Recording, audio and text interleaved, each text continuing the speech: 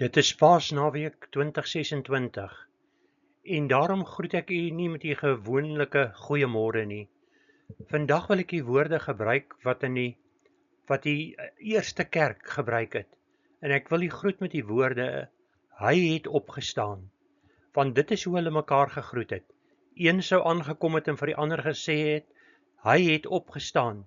En die wedergroet was dan: Hy het waarlik opgestaan. Dit is waaroor Paasnaweek gaan.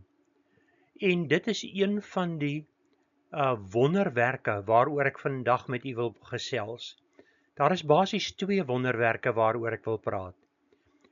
So die eerste is die wonderwerk van Paasnaweek. En die tweede wonderwerk waaroor ek met u wil praat, is dat as 'n mens 'n reeks doen, as 'n mens die Bybel van vooraf begin bestudeer en jou bediening gaan oor 'n reeks, dan beskik God dit so dat as daar iets gebeur en jy 'n boodskap moet bring, dan sluit die gedeelte waaruit jy moet werk presies aan by die gebeurtenis waaroor jy daardie dag wil praat. En die twee getuies is absoluut aansluiting by die Paasnaweek. So hierdie is 'n voorbereiding vir die diens wat op Opstanding Sondag gelewer sal word. En ons het hier twee hoofstukke van Openbaring waaroor ons gaan gesels, en dit is Openbaring 10 en 11. Maar kom ons begin net eers en ons maak ons oë toe en vra God se hulp. Hemelvader, baie dankie dat ons in hierdie oggend kan bymekaar kom rondom u woord. Here, u is besig om daar buite dit saggies te laat reën. Dankie vir hierdie reën.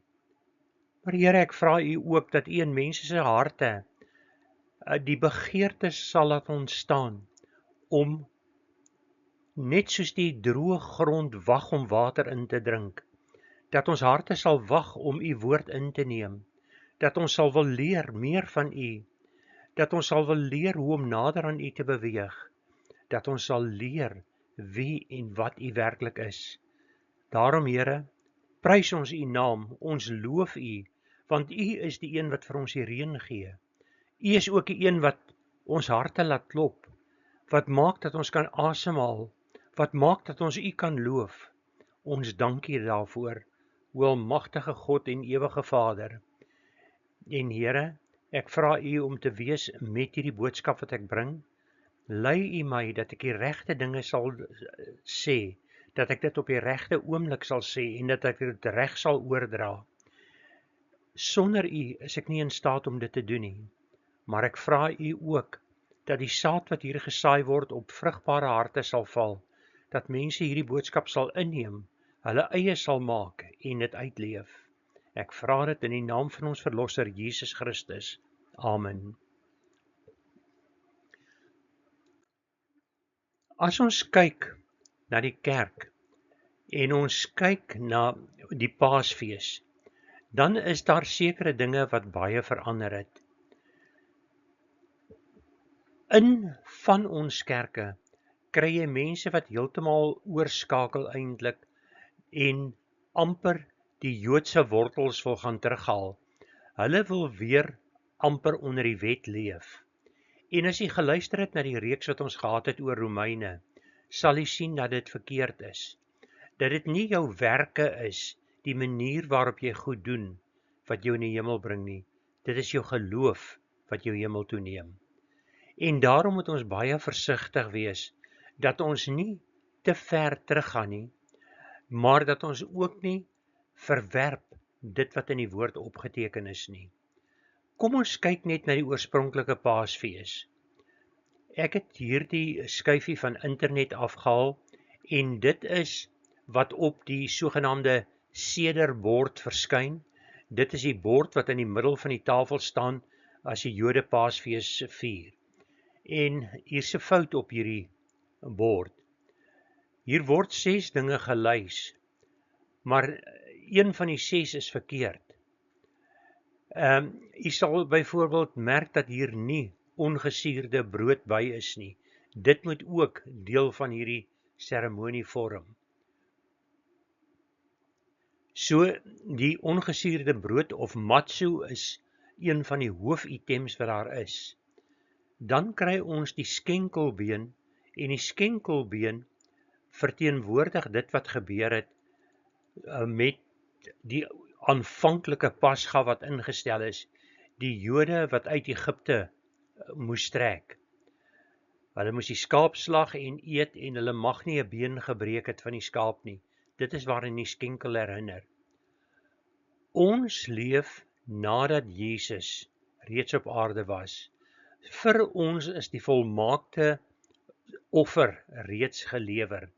So ons hoef nie meer die wettiese voorskrif te volg nie. Ons het 'n ander voorskrif, want die nuwe verbond het aangebreek en Jesus Christus is die nuwe verbond. En daarom vier ons Paasfees met nagmaal en nie met die bord wat ek nou hier vir u wys nie. Ek probeer net vir u wys hoe dit verskil. Wat vier die Jood? Hulle vier hulle bevryding uit Egipte uit. Nou kry jy Christene wat sê maar ons moet dit ook so doen. En dan gaan daardie Christen verder en hulle begin die woord allegoriseer. Met ander woorde, die woord van God maak hulle spreekwoordelik. En hulle sê dit is 'n teken van ons bevryding uit sonde uit. Dit is heeltemal korrek. Maar wie is dit wat ons bevry het uit sonde uit? Dit is Jesus Christus. En Jesus Christus het vir ons die nagmaal ingestel.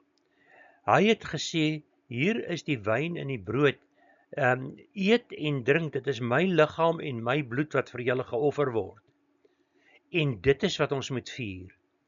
Maar net vinnig om te kyk na die oue, so op die bord was daar dan die skenkelbeen, daar was die ongesuurde brood, daar was gebakte eier gewees, wat vrugbaarheid en hernuwing simboliseer, en hierdie eier het niks te doen met die sjokoladepaaseiers wat jy kry nie. Die sjokoladepaaseiers kom van afgodsdiens af, so dit het niks daarmee te doen nie. Op hulle bord was daar bitter kruie gewees. Die Engels beskryf hulle dit as horseradish, ek weet nie wat is die Afrikaanse woord daarvoor nie, en dit simboliseer die bitternis van 'n slawerny.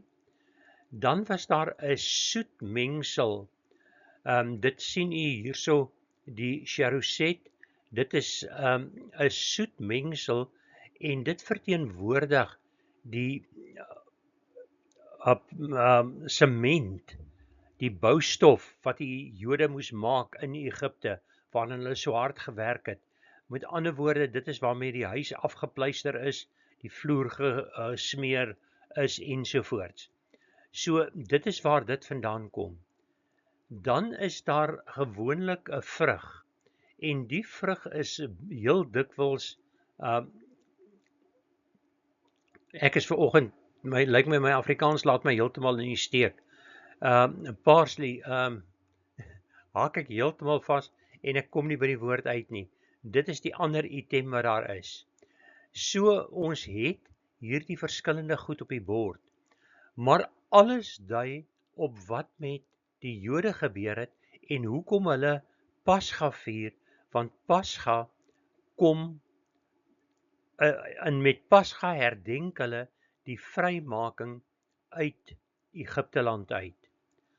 Ons is vrygemaak deur Jesus Christus, en daarom vier ons hierdie tyd met die nagmaal, waar ons dit herdenk dat Jesus Christus vir ons aarde toe gekom het, dat hy vir ons gesterf het aan die kruis, dat sy bloed ons sonde skoon was, en as ons hom aanvaar, dan het ons verlossing. So ons vier iets heeltemal anders. Maar waar kry ons hierdie dinge in Openbaring? Kom ons kyk na Openbaring, en vandag is dit 'n lang boodskap, so ek gaan nie al die stukke vir u voluit lees nie. As ons begin met Openbaring 10 vers 1 tot 4, dan is dit eerstens 'n engel wat neergedaal het, en die engel word beskryf. Interessant is toe die engel gaan staan was sy een voet op die see en die een voet op die land.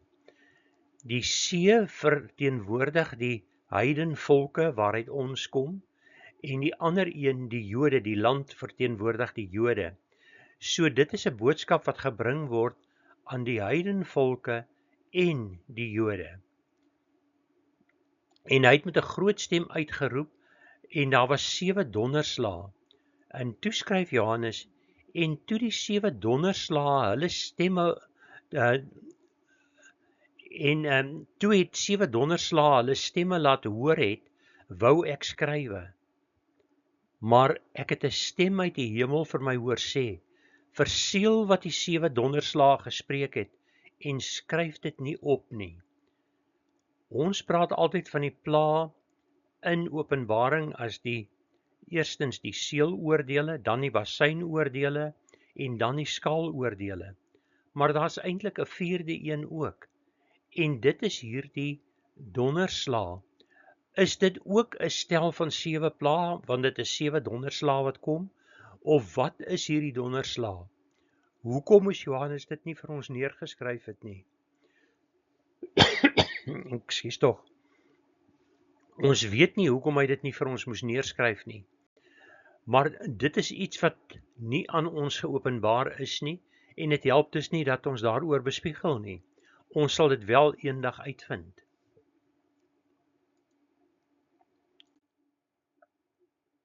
Ons gaan verder en ons lees verse 5 tot 11, en ek lees net die laaste gedeelte. Wat het hierdie engel kom doen? Hierdie engel het met 'n boek in sy hand gestaan. En Johannes het na die engel gegaan en aan hom gesê, gee my die boekie. Toe sê die engel vir hom, neem en eet dit op, en dit sal jou maag bitter maak, maar in jou mond sal dit soet wees soos heuning. Toe neem ek die boekie uit die hand van die engel en eet dit op, en in my mond was dit soet soos heuning, maar toe ek dit geëet het, het my maag bitter geword. En hy het vir my gesê, jy moet weer profeteer oor baie volke en nasies en tale en konings. Met ander woorde, dit is die inhoud van hierdie boekie, waaroor hy moes profeteer. En die meeste kommentare aanvaar, dat hierdie boekie, waarvan hier gepraat word, dat dit die evangelie van Jesus Christus is. Die evangelie van Jesus Christus is mooi, dit is soet soos heuning in jou mond, as jy dit die eerste keer inkry. Jy hoor, jou sonde sal jou vergewe word, maak nie saak hoe groot jou sonde was nie. Dit sal so ver van jou verwyder word as die ooste van die weste. Maar dan begin jy dit meer bestudeer. En as jy dit bestudeer, dan sien jy dat daar ook kwellinge oor jou pad gaan kom. Dat jy sal moet aanvaar, dat jy verdrukking sal ervaar as 'n Christen. En dit is nie lekker, dit is die bitter gedeelte. Jy hoor dat daar slegte dinge met jou sal gebeur. Maar al hierdie dinge wat met jou gebeur, is om jou te lei na 'n lewe nader aan Christus. So, dit begin en dit voel vir jou verskriklik lekker, maar dan sien jy dat jy ook getoets word in die proses. Dit bring my terug na toe ons gepraat het oor die verskillende gelykenisse. Die saaier het uitgegaan met sy saad. 'n Gedeelte het langs die pad geval en die voëls het dit opgepik. Met ander woorde, die duiwel het daardie woorde weggeneem en dit het geen invloed gehad nie. Maar dan kom ons by 2 ander groepe. Daar het 'n sekere groep koring tussen die dorings en dussels geval en 'n sekere groep het op vlak grond geval. Daardie mense het die woord van God gehoor en dit was vir hulle lekker. Hulle het hierdie soet smaak in die mond gekry. Maar toe die maag bitter word, toe spoeg hulle als uit. Toe aanvaar hulle nie meer die woord van God nie. So die oomblik toe die lewe hulle begin druk, kon hulle dit nie hanteer nie. Jy moet ook die sleg wat oor jou wegkom, moet jy kan hanteer. En jy moet aanvaar dat God dit met 'n doel in jou lewe laat plaasvind. Dit is nie God wat kom en hierdie slegte goed oor jou bring nie, maar God laat toe dat Satan dit oor jou bring. So, dit is om jou te toets en jou te louter, dat jy nie enige slegte plek op jou het nie. Het jy al gesien as 'n metaal gesmeld word? Daar dryf altyd so dowwe ding op hom. In die ou dae by die in Johannesburg by die wat het hulle dit toch genoem? Die Paas, dit is nie my dag om te praat nie. Jammer daarvoor. Dit is 'n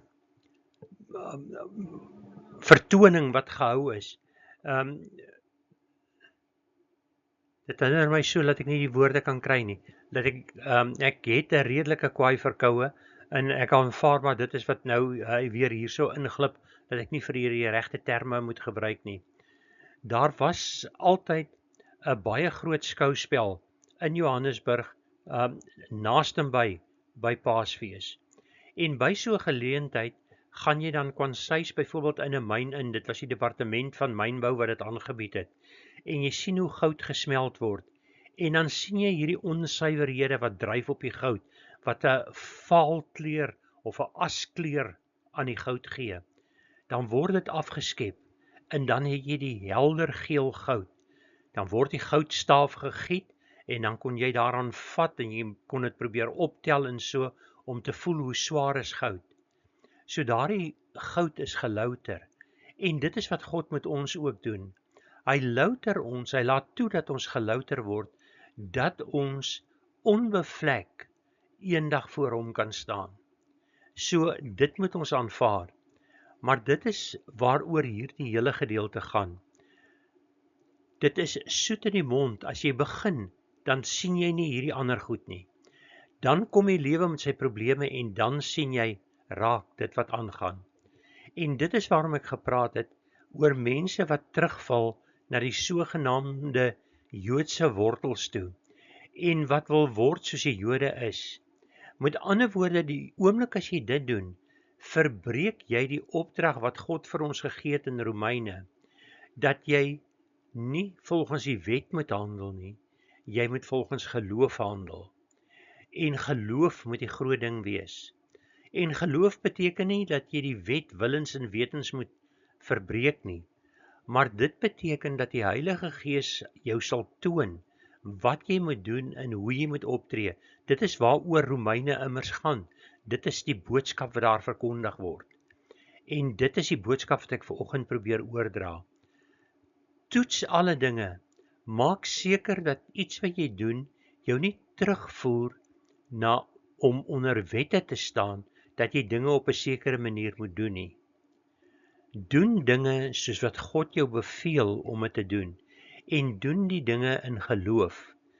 Maar dit beteken nie dat jy gaan deelneem aan 'n fees, waar paaseiers en paashase in die goed die hoogtyd vier, want daar is die woord paas nie gepas nie. Pasga is die Joodse fees wat gevier is. In die Nuwe Testament is dit verander, want die Nuwe Testament is in Grieks geskryf, nie in Hebreëus nie, so daar is Pasag. En dit is waar ons Paasfees vandaan kry. Maar dit is dieselfde fees wat aanvanklik gevier is. Maar nou moet ons ook kyk wat het gebeur toe die nuwe verbond gekom het. Toe is die nagmaal ingestel. En daarom moet ons God ken. Vandag, dit is vandag Goeie Vrydag, en dan op Opstanding Sondag, behoort ons die nagmaal te gebruik, om so te herdenk, dit wat God vir ons gedoen het. Ek het in 'n vorige uitgawe van hierdie reeks al met u gepraat, oor die verskillende opstandings.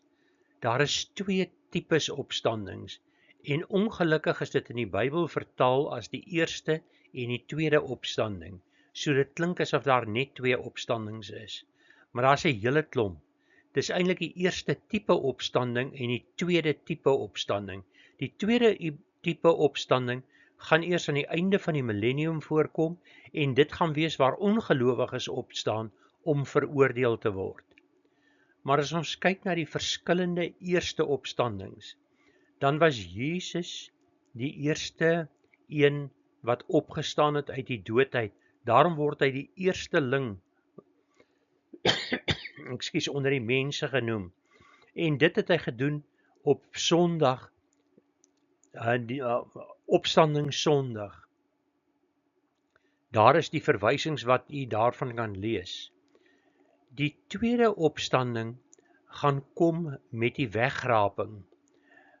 Dan gaan die gelowiges wat in die graf is, ook opgewek word en hulle gaan saam met die gestorwes in Christus gaan geredde mense Jesus ontmoet in die wolke.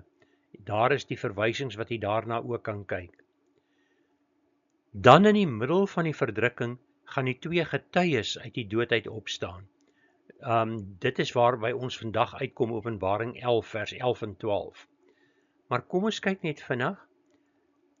Jesus die eerste, dan met die wegraping, so daar was reeds 2 keer wat mense uit die dood opgestaan het, voor hierdie gebeurtenis van die twee getuies gaan gebeur.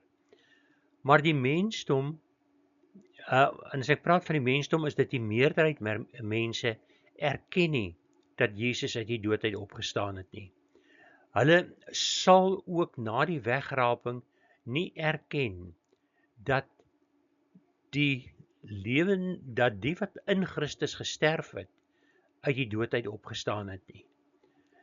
Maar die twee getuies is vir ons gegee om al hierdie dinge te bevestig. Dit gaan gebeur in die middel van die verdrukking en dan gaan ons die hele wêreld kan sien hoe hierdie getuies eerstens uit die dood opgewek word en hoe hulle opvaar na die hemel. Ek gee nou eintlik die hele res van hierdie les gee ek vir u, want dis waaroor dit gaan. Dan is daar nog 2 eerste verdrukkings wat moet plaasvind. Aan die einde van die 7 jaar verdrukking gaan die Ou Testamentiese heiliges opstaan en aan die begin van die millennium die heiliges wat tydens die verdrukking doodgemaak is. So dit is die verskillendes, ons bespreek vandag, dis die middelste een, Openbaring 11 vers 1 en 2. Kom ons begin dan met Openbaring 11 se eerste 6 verse. Die eerste wat hier gebeur is dat 'n maatstok aan Johannes gegee is en hy moet die tempel van God met die altaar meet. Maar hy moet die voorhof van die tempel uitlaat, want dit is aan die heidene gegee dat hulle dit vertrap. En dan kom ons by die interessante woorde, en hulle sal die heilige stad 42 maande lank vertrap. Nou as ons uitwerk, 42 maande is 1260 dae, of dit is 3,5 jaar. En as ek nou hierso praat van jaar, dan bedoel ek profetiese jare. Dit is 'n jaar van 12 maande van 60 dae elk het, so dis 360 dae maande. Dit is wat deurgaans in profesie gebruik word. Dit word ook beskryf as 'n tyd, 'n jaar, tye, 2 jaar, en 'n halwe tyd, 'n halwe jaar. Dit bring ons by 3,5 jaar. So, die heidene gaan Jerusalem vertrap. En nou kom God en hy gee hier 'n groot openbaring aan Johannes. En ek sal aan my 2 getuies gee dat hulle met sakke bekleed 1260 dae lank sal profeteer. Hulle sal 3,5 jaar lank profeteer. En nou kom hier 'n verwysing by na die Ou Testament. Hulle is die 2 olyfbome en die 2 kandelaars wat voor die God van die aarde staan. En as iemand hulle wil beskadig, gaan daar vuur uit hulle mond en verslind hulle vyande. En as iemand hulle wil beskadig, moet hy op dieselfde manier gedood word. Met ander woorde, die manier wat hy iets aan hulle wil doen, gaan hierdie mense wat die skade wil aanrig tref. Hierdie twee gaan die mag hê om die hemel te sluit, sodat daar in die dae van hulle profesieë geen reën val nie. Hulle het ook die mag oor die waters om dit in bloed te verander en om die aarde te tref met allerhande pla, so dikwels as hulle wil. So hierdie twee profete gaan nie net profeteer nie. Hulle gaan nie net die boodskap van God verkondig nie. Hulle gaan ook die aarde tuister en deur die tuistering vir mense probeer betoon dat God aan hulle hierdie krag gee om hierdie dinge te doen. So, een ding is dat dit nie gaan reën nie en hulle sal water in bloed kan verander, so dikwels as hulle wil. Die ander interessantheid is wat ons sien, dat mense nie aan hulle kan skade doen, so die mens kan hulle nie doodmaak nie. Maar hulle het die mag om terug te slaan as die mens iets aan hulle wil doen. Ek het gesê dit verwys na die Ou Testament en kom ons lees hierso wat staan in Sagaria 4 vers 2 en 3. En hy het vir my gesê, wat sien jy? Toe antwoord ek, en die ek wat nou hier praat is die profeet Sagaria, ek sien 'n kandelaar, heeltemal van goud, en sy oliekan bo oor hom, en sy 7 lampe op hom. Telkens 7 aanvoerpype loop van die lampe wat bo oor hom is, ook 2 olyfbome langs hom, een aan die regterkant van die oliekan, en een aan die linkerkant daarvan. Nou hierdie is 'n kunstenaar se voorstelling daarvan. U sien hier die menorah met sy 7 kandelare, of die 7 lampe aan hom. U sien die 2 olyfbome, en dan is daar 'n verbinding, 'n pyp van elke olyfboom af, dis maar soos die kunstenaar dit sien, en u sien die bak, en daardie bak kry die olie, en die olie vloei na elke een van die lampe van die menorah, om dit te laat brand. So, hierdie menorah kan aan mekaar bly brand, want hy word aan mekaar deur olyfolie gevoer, wat van hierdie 2 bome afkom. Nou die 2 waarvan hier gepraat word vir ons in Sagaria beskryf, so Sagaria dui nie vir ons op die 2 getuies waarvan ons nou in Openbaring lees nie. Dit is net 'n vooruitaanduiding dat daar so iets kan kom. Want later in Sagaria lees ons dat die 2 profete waarvan hy op daardie tydstip praat, dat dit Serubabel is, die man wat die tempel begin bou het, wat aangestel is oor die bouwerk van die tempel, en dan die hoofpriester wat daardie tyd daar was, Josia. En dit is die 2 waarna hier verwys word. En hulle was soos hierdie olyfbome, hulle het, laat ek net teruggaan, in profeseë stel olie gewoonlik die Heilige Gees voor. Hierdie 2, Serubabel en Josia, het die volk gevoed met God se woord. Soos wat die Heilige Gees ons voed, moet dit wat met die woord van God en die woord van God aan ons uitklaar. So is daardie 2 gewees. En net so gaan die 2 getuies in Openbaring 11 dieselfde doen. Hulle gaan die mensdom voer met dit wat die Heilige Gees hulle gee.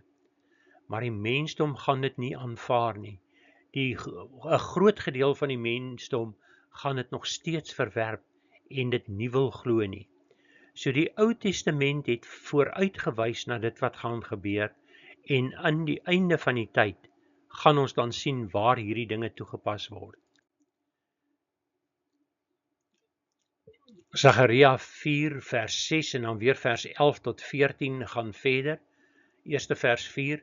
Toe antwoord en sê hy vir my, dit is die woord van die Here aan Serubabel, nie deur krag of deur geweld nie, maar deur my gees, sê die Here van die leerskare. En het gaan verder in vers 11 na 14.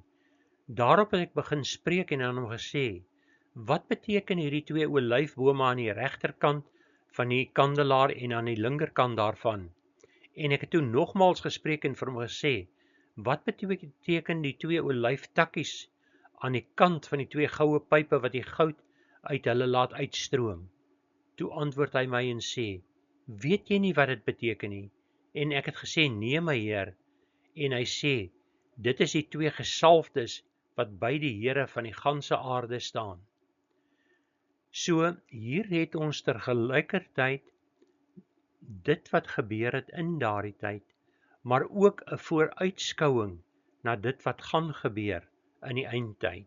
So dit als vir ons opgeteken deur die profeet Sagaria. Maar die profete, hoe het hulle geskryf? Die Heilige Gees het van hulle besit geneem en dit is hoe hulle geskryf het.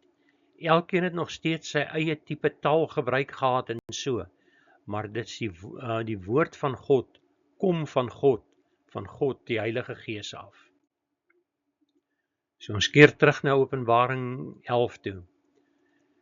En wanneer hulle hul getuienis voltooi het, sal die dier wat uit die afgrond opkom,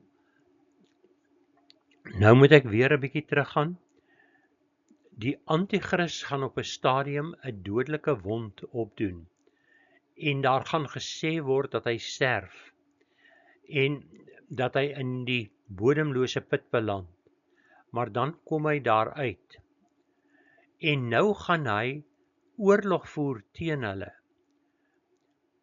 Hy gaan teen hulle oorlog voer en hulle oorwin en hulle doodmaak. So hierdie 2 getuienis, wat 3,5 jaar oorleef het, waar die mense hulle skade wou aandoen, bereik 'n punt waar hulle dan doodgemaak word. En hulle lyke sal lê op die straat van die groot stad wat geestelik genoem word, Sodom en Egipte, waar ook ons Here gekruisig is. Ekskuus tog. Waar is Jesus gekruisig? In Jerusalem. Maar hoekom word daar gesê dit word geestelik genoem Sodom en Gomorra? Sodom verteenwoordig sonde.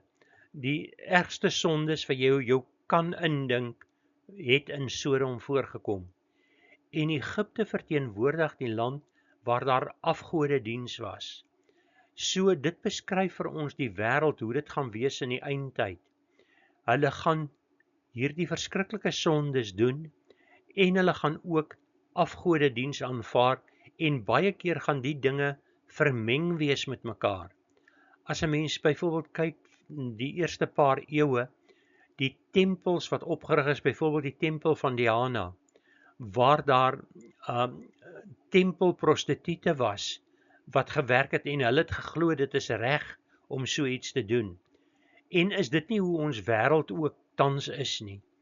Die wêreld vat al hierdie dinge, en dan probeer hulle partykeer nog 'n Bybelvers gebruik, om te sê waarom hulle dit gebruik, maar hulle vat die vers uit verband uit. Ons lees verder. En mense uit die volke en stamme en tale en nasies sal hulle lyke 3,5 dag lank sien, en nie toelaat dat hulle lyke in die graf gelê word nie. Eerste ding, hoe gaan die hele wêreld, want hier volgens is dit die hele wêreld wat dit sien. 100 jaar gelede was dit nog onmoontlik dat so iets kon gebeur. Maar toe het verskillende media gekom, soos byvoorbeeld televisie, en deesdae het ons die foon, die slimfoon, wat jy toelaat om met verskillende programme om opnames te maak en beelde te wys, en hierdie boodskap gaan dwars deur die wêreld versprei. En hoekom wil hulle nie toelaat dat hierdie lyke in die graf gelê word nie? Want die wêreld haat hierdie 2 profete. Die 2 profete het vir hulle vertel wat hulle verkeerd doen. En wie hou daarvan om te hoor wat als verkeerd is in jou lewe? Veral as jou hart verhard is. En daarom wil hulle die lyke eintlik skend deur hulle op die grond te laat bly en hulle nie te begrawe nie. Die bewoners van die aarde sal bly en verheug wees oor hulle en sal vir mekaar geskenke stuur omdat die twee profete die bewoners van die aarde gepynig het. Onthou, hulle het water in bloed verander, hulle het ook vuur, hulle het reën verhoed, hulle kon vuur uit hulle monde laat gaan om mense te brand, so hulle het die bewoners van die aarde gepynig. Daar word baie geredeneer oor wie die twee gaan wees. Daar's verskeie teorieë. Die een is dat dit die twee persone is wat in die Ou Testament genoem word, wat nooit gesterf het nie. Met ander woorde, die een is Elia en die ander een is Henog. Maar daar's ook party wat sê dit gaan Moses en Elia wees, want Elia het die droogte gebring en Moses het bloed in water verander. Maar dit kan ook twee persone wees wat ons niks van weet nie. Twee persone wat God beskik, wat op daardie tydstip daar gaan wees, om hierdie aksie uit te voer. So, ons kan nie hier met sekerheid sê nie. Ekskuus, ek sien het, ek is al redelik lank, ek is reeds oor my tyd, maar ons is nie meer te ver om klaar te maak nie. Nou kom ons by die gedeelte oor die opstanding.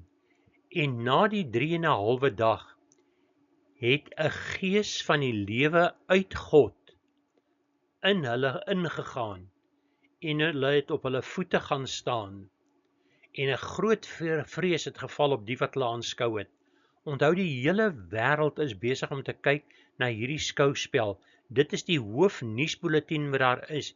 Hierdie mense wat 3,5 jaar lank al hierdie goed gedoen het, is nou dood en kyk net hoe lê hulle liggame daar. Ons wag dat mense daarop moet trap, dat honde hulle moet verskeer ensovoorts. Maar wat sien hulle? Hulle sien hoe hierdie twee mense weer op hulle voete gaan staan. Met ander woorde, hoe hulle opstaan uit die dood uit. En nou kom daar 'n vrees oor die mens, want dit is iets wat die mens nie kan doen nie. Die mens praat so dikwels in evolusie, dat as hulle net die regte elemente als kan kry, kan hulle lewe naboots. Maar as iemand gesterf het, daardie persoon het alles wat nodig is om te leef, maar hierdie gees wat hom aan die lewe moet hou, is nie daar nie. En die wetenskaplikes kan nie daai persoon terugbring tot lewe nie, maar hulle glo hulle kan lewe skep en hulle kan lewe laat verander. En nou kom ons by die volgende belangrike punt. En hulle het 'n groot stem uit die hemel vir hulle hoor sê, kom op hierheen. Dit is presies dieselfde woorde wat ons gelees het in die begin van Openbaring 4. Toe is daar vir Johannes gesê, kom op hierheen. En die volgende oomblik was hy in die hemel by God. So hier het ons nou weer 'n wegraping wat gaan plaasvind. En hulle het opgevaar na die hemel in 'n wolk. Dieselfde beskrywing wat ons skryf vir die wegraping. En hulle vyande het hulle aanskou. Dit bring my net by 'n volgende interessante punt. Daar is verskeie films gemaak oor die wegraping. En in feitelik al die films is dit in 'n oogwink wat die persoon van hier tot in die aarde gaan, van hier tot in die wolke kom. Maar as ons die Bybel mooi lees, dan staan daar, julle sal in 'n oogwink verander. Met ander woorde, jy gaan vinnig verander van jou vleeslike liggaam na 'n verheerlikte liggaam. Hoe vinnig gaan die opvaart wees? Ons weet nie. Maar wat ons wel weet, is dat die disippels het agterna gekyk toe Jesus opgevaar het na die hemel. Met ander woorde, dit lyk asof hulle hom kon volg. Hulle kon hom sien hoe hy weggaan van hulle. So dit is baie stadiger as wat die films dit gewoonlik weergee. Dieselfde kry ons met Elia. Toe die brandende wa hom kom oplaai, het hy opgevaar na die hemel. Dit is aanskou en die mense het dit raak gesien. So, dit kan die wegvaart kan 'n stadiger proses wees. Ekskuus tog. As dit wat ons aan dink. Maar so hier gaan die hele mensdom die wegraping van hierdie twee sien. En nog steeds gaan die meeste van hulle nie glo dat die mense wat 3,5 jaar van tevore verdwyn het, ook 'n wegraping was nie. En nou kom God en hy wys vir hulle dat dit hy is wat in beheer is. En in die uur het daar 'n groot aardbewing gekom en 1/10 van die stad het geval en 7000 mense het in die aardbewing omgekom en die ander het bevrees geword en aan die God van die hemel heerlikheid toegebring. Hier sien ons die ongeloof, aardbewing, die stad wat val, 'n groot klomp mense, 7000 wat omkom, en die ander word beangs. Hulle bring aan God die heerlikheid toe, maar hulle gee nog steeds nie hulle harte vir hom nie.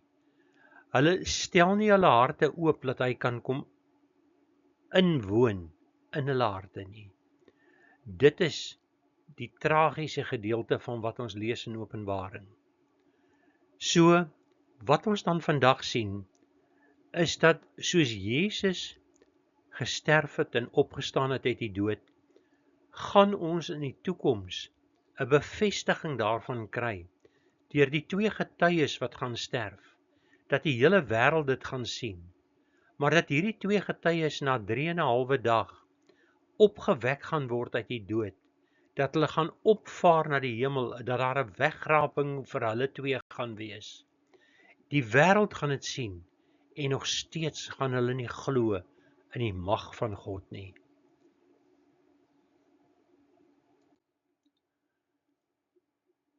So, vandag is die vraag wat ek dan vir u wil vra. Sien u die verband tussen dit wat ons hier het?